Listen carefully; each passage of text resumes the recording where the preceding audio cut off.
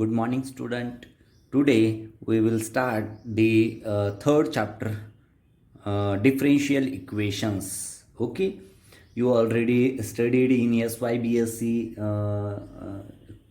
in MMP course that differential equation, and you already studied in 11 12 standard that differentiation, and in SYBSC that in first semester that course differential equation also you studied. Okay, तर differential equation जे आहे, differential इक्वेशनचा तुम्ही basic introductory part हा SYBSC लेवलला एका चॅप्टरमध्ये बघितलेला आहे MMPच्याच first कोर्समध्ये. तर आता ह्या डिफरेन्शियल इक्वेशन्समध्ये आपण वेगवेगळ्या टर्म्स आपण डिस्कस करणार आहोत. First of all we discuss introductory part of that differential equation. Okay, introductory पार्टमध्ये आपण फर्स्ट डेरिव्हेटिव्ह डिफरेन्शियल इक्वेशन कशाला म्हटलं जातं ते आपण डिस्कस करणार आहोत. What is mean by differential equation? Okay, my first question is that what is mean by differential equation? Differential equation कशाला म्हटलं जातं? तर equation containing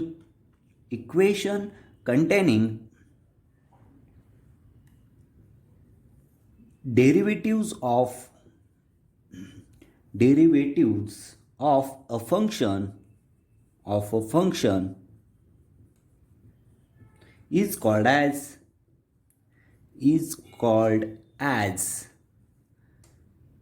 differential equation,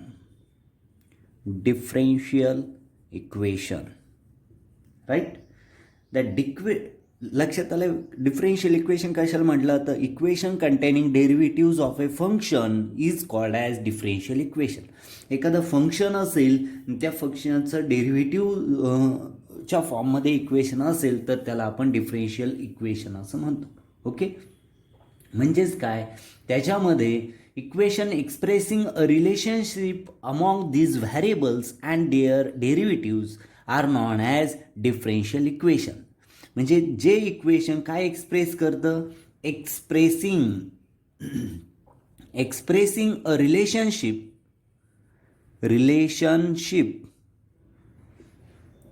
कशातली relationship?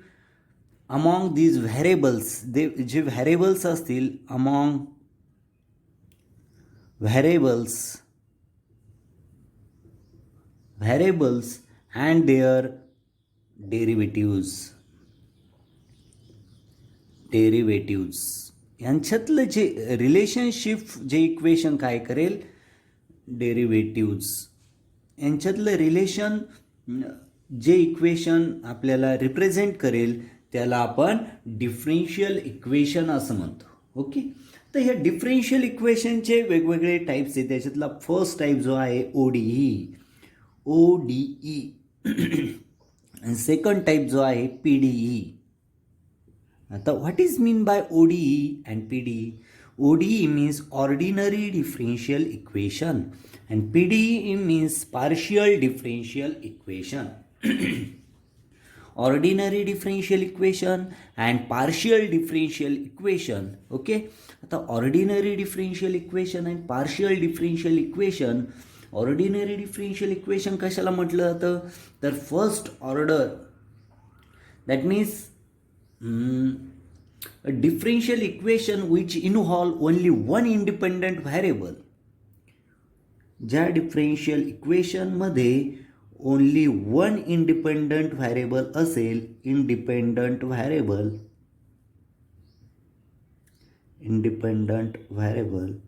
असेल, त्या इक्वेशनला आपण ऑर्डिनरी डिफरेन्शियल इक्वेशन असं म्हणतो. आणि what is mean by PD? Partial differential equation. ज्या डिफरेन्शियल इक्वेशनमध्ये involve two or more than two independent variables.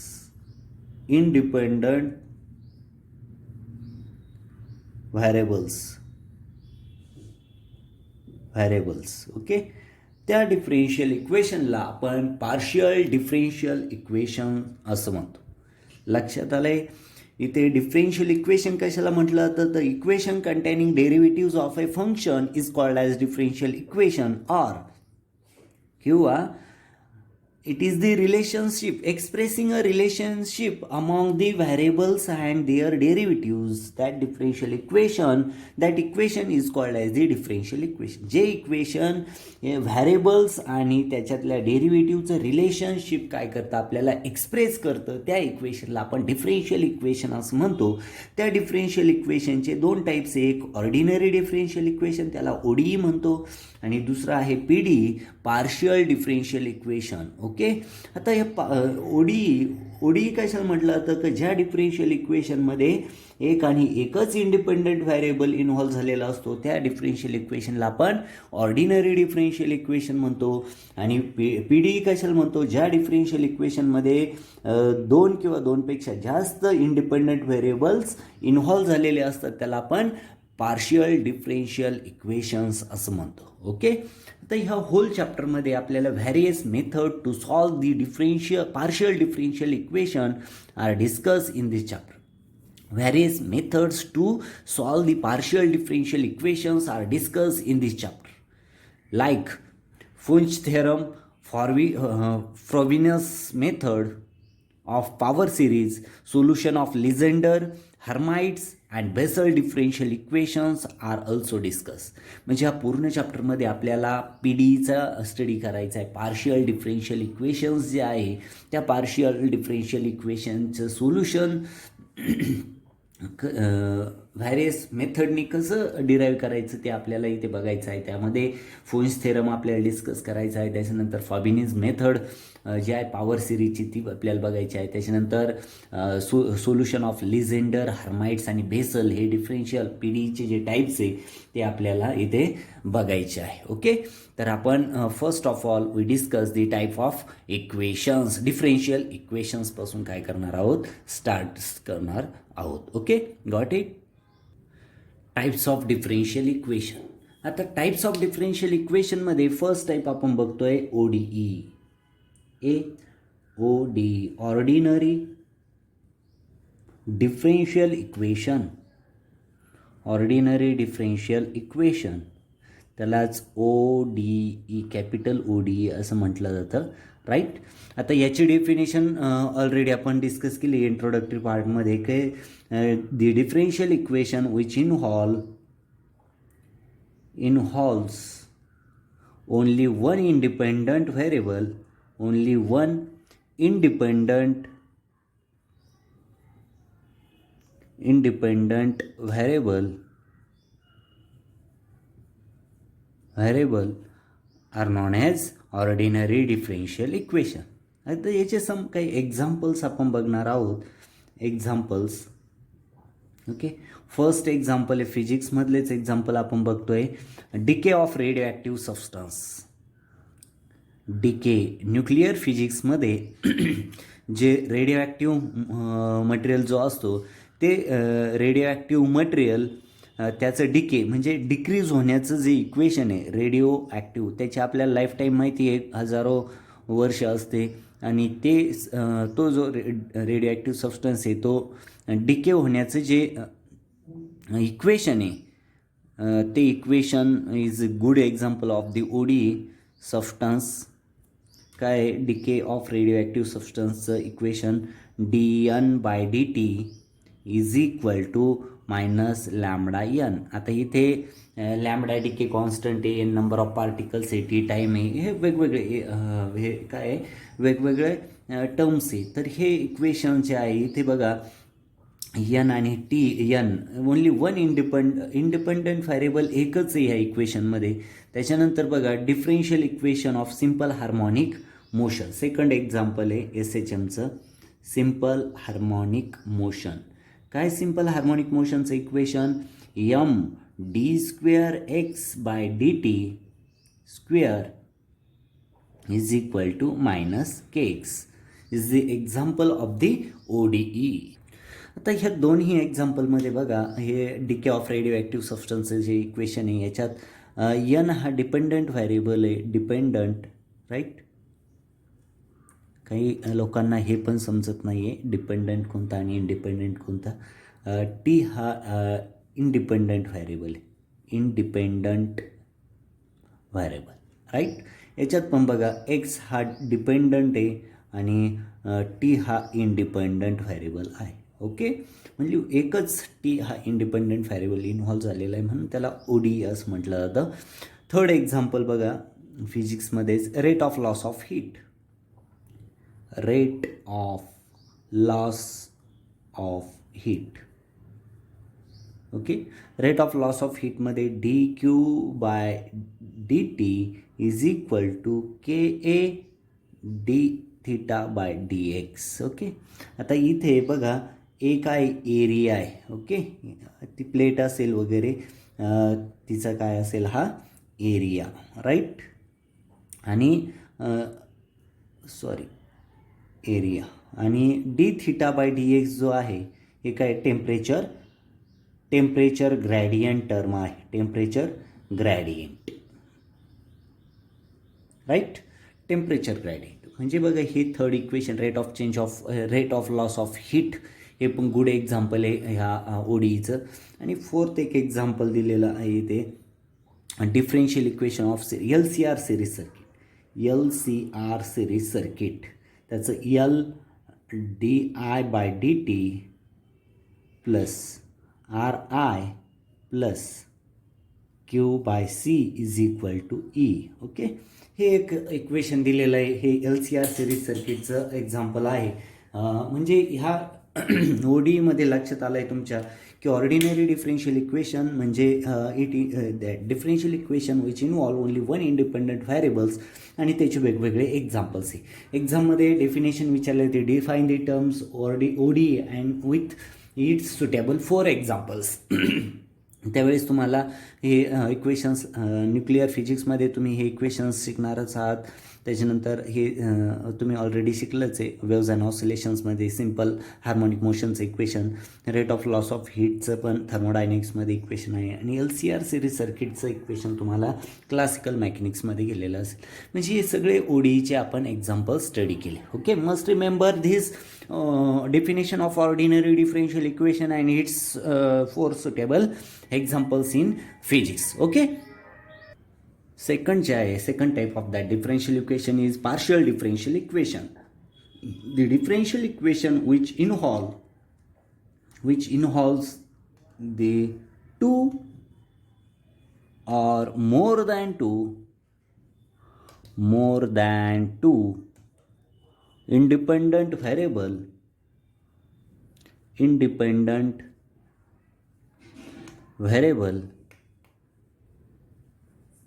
is called as PDE, partial differential equation. Okay, याचे वेगवेगळे एक्झाम्पल्स जे आहेत ते एक्झाम्पल्स आपण बघणार आहोत. फॉर एक्झाम्पल बघा, f is a function of f of xy, that means dou square f by dou x square plus dou square f by dou y square is equal to 0. आता हे partial differential equation आहे. ह्या differential इक्वेशनमध्ये बघा f काय आहे, f is the dependent variable आहे, dependent variable, right. आणि इथे x अँड y हे काय इंडिपेंडंट व्हॅरिएबल्स. बघा इंडिपेंडंट व्हॅरिएबल्स, राईट. आता ह्या इक्वेशनमध्ये 2 इंडिपेंडंट व्हेरिएबल बघा, हे फंक्शन जे आहे एफ फंक्शन हे एक्सवर आणि वायवर काय आहे डिपेंड आहे. म्हणजे एक्स आणि वाय हे इंडिपेंडंट व्हेरिएबल्स झाले. म्हणजे ह्या डिफरेन्शियल इक्वेशनमध्ये 2 इंडिपेंडंट व्हेरिएबल म्हणून ह्या डिफरेन्शियल इक्वेशनला आपण PDE असं म्हणतो, पार्शियल डिफरेन्शियल इक्वेशन. ओके, समजलं इथे.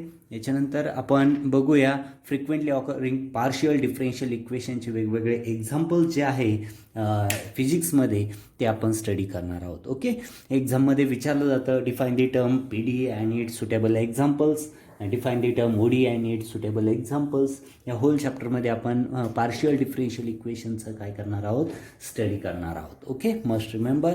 ओके, आपण PDE बघितलं, पार्शियल डिफरेन्शियल इक्वेशन, की 2 किंवा 2पेक्षा जास्त इंडिपेंडंट व्हेरिएबल्स त्या इक्वेशनमध्ये काय असतात, इन्व्हॉल्व झालेले असतात. आता इथे बघा त्याचे एक्झाम्पल्स आपण बघतोय. Mostly frequently occurring PDE equations are Laplace equation. Laplace equation. आता लॅपलास इक्वेशन जे आहे ते काय आहे, del square psi is equal to 0. आता इथे काय आहे, साय इज ए फंक्शन. साय काय आहे, फंक्शन आहे. साय is a function may be the gravitational potential in a region containing no matter, the electrostatic potential in charge free region, the steady state temperature in a region containing no source of heat, etc. That means इथे जो आहे del, आता हा del काय आहे, operator आहे आणि याची व्हॅल्यू जी आहे ती बघा, doh square by doh X square plus डो square by doh Y square plus डो स्क्वेअर बाय डो झेड स्क्वेअर. ही या ऑपरेटरची काय आहे, ऑपरेटरची व्हॅल्यू आहे. इथे काय 3 डायमेन्शनमध्ये, म्हणजे 2 डायमेन्शन किंवा 3 डायमेन्शनमध्ये हे लॅपलास इक्वेशन असं असतं. म्हणजेच इथे जर सबस्टिट्यूट केलं तर हेच लॅपलास इक्वेशन काय होईल, डो square psi by doh X square plus डो square psi by doh Y square plus डो स्क्वेअर साय बाय डो Z square is equal to 0. That means here psi is a function of psi of x, y, z. In here there are 3 independent variables. Okay, याच्यात किती 3 independent variables आहे, x, y आणि z. Okay, तर similarly Laplace equation in spherical polar coordinate जे आहे आपण already first चॅप्टरमध्ये discuss केले, ते पण गुड एक्झाम्पल होईल इथे. Laplace equation in Laplace equation in, हे कार्टेशियन झालं, हे Laplace equation in Cartesian coordinates, Cartesian coordinate system. Already first चॅप्टरमध्ये कोऑर्डिनेट सिस्टीम, फर्स्ट चॅप्टरमध्ये हे आपण ऑलरेडी डिस्कस केलेलं आहे. आता Laplace equation in spherical polar coordinate system, spherical polar coordinate system, त्याचं एक्झाम्पल बघू.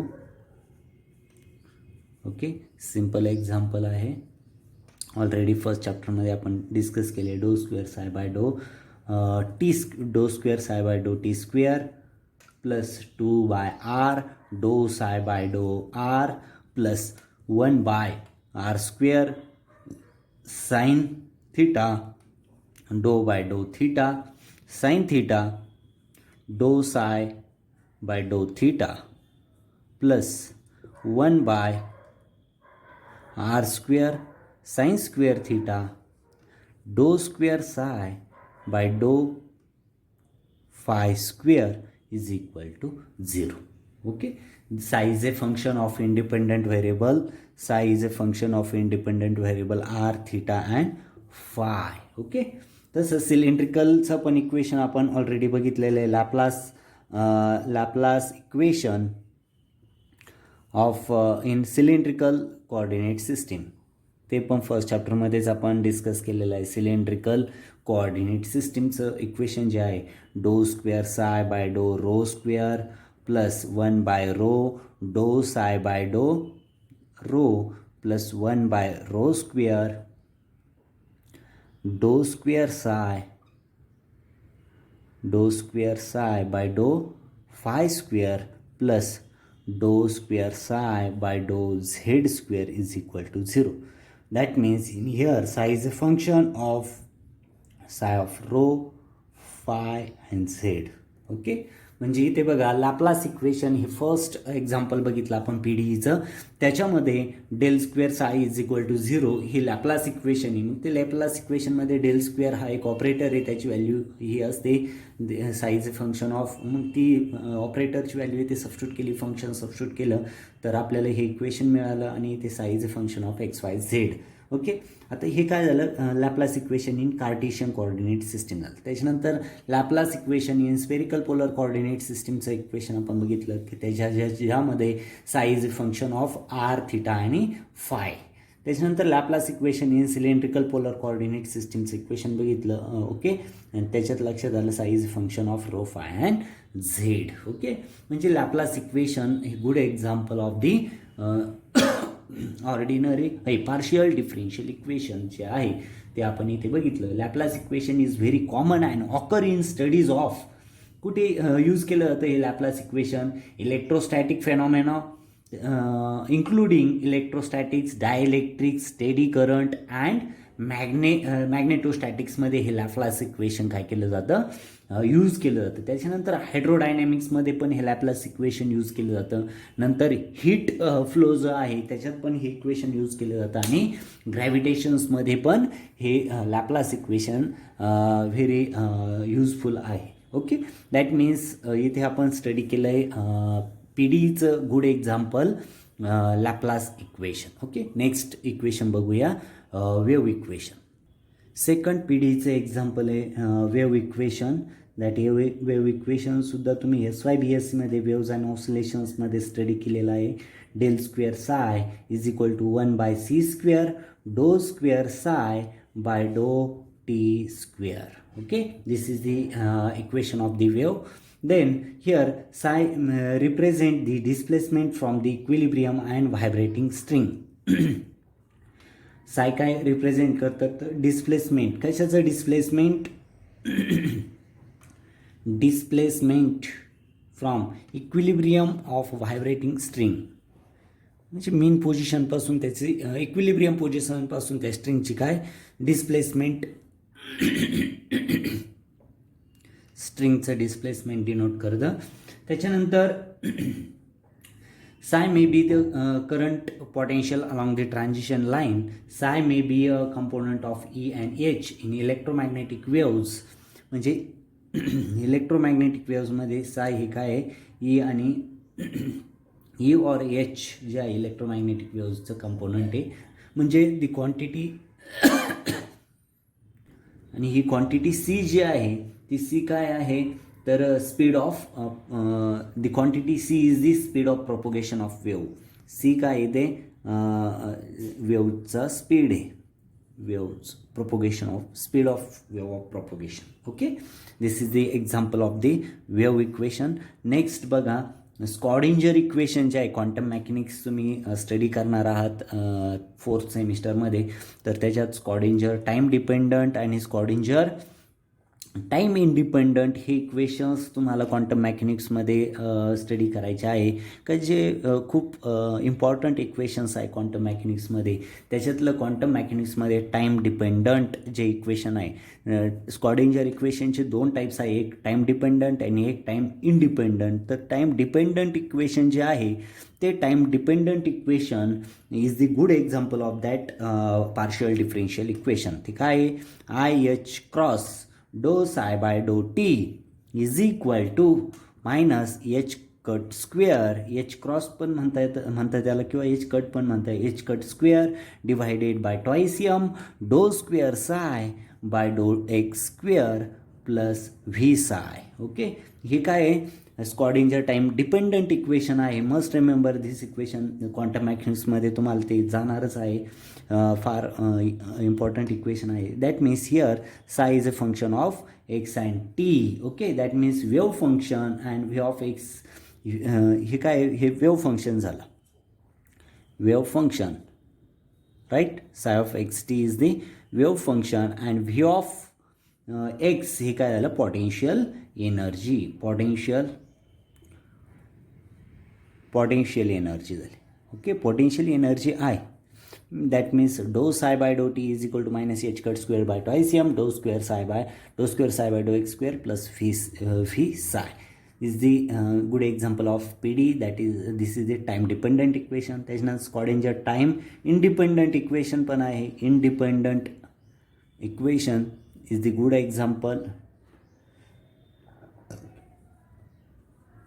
example of the PD minus H cut square by टॉयसियम del square psi plus V psi is equal to E psi is the time independent equation आहे. Schrodinger time independent आणि हे Schrodinger time dependent equation आहे. ओके, आता हे एक्झाममध्ये विचारलं जातं की define the term P D and give its 4 examples or 5 examples. त्यावेळेस तुम्हाला हे इक्वेशन्स ॲज इट इज तिथे राईट करायचे आहे. ओके. फोर्थ इक्वेशन बघू, पॉयझन्स इक्वेशन. फोर्थ एक्झाम्पल आहे पॉयझन इक्वेशन. आता पॉयझन इक्वेशन जे आहे त्याचं del square psi is equal to minus rho by epsilon naught is the equation of that Poisson equation, and good example of that of the PDE. Here rho is a function of coordinates and epsilon naught is the constant. हे काय row काय आहे, function आहे. Rho is the function, कशाचं function आहे, position कोऑर्डिनेटचं function आहे. Rho काय ॲप्सलॉन नॉट काय आहे, याला ॲप्सलॉन नॉट म्हणतात आणि ती कॉन्स्टंट क्वांटिटी आहे. Right, is the good example of the P D. Fifth नंबरचं एक्झाम्पल आहे the Helmholtz equation. Helmholtz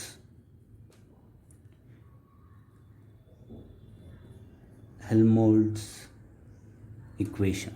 okay.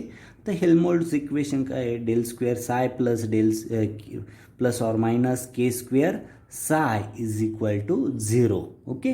This is the Helmholtz equation. Del square आपल्याला ऑपरेटर डेल माहितीच आहे, साय ते फंक्शन आहे आणि के काय आहे, K is the constant. This is the example of the P D. 6 नंबरचं एक्झाम्पल आहे हीट डिफ्यूज और हीट फ्लो इक्वेशन.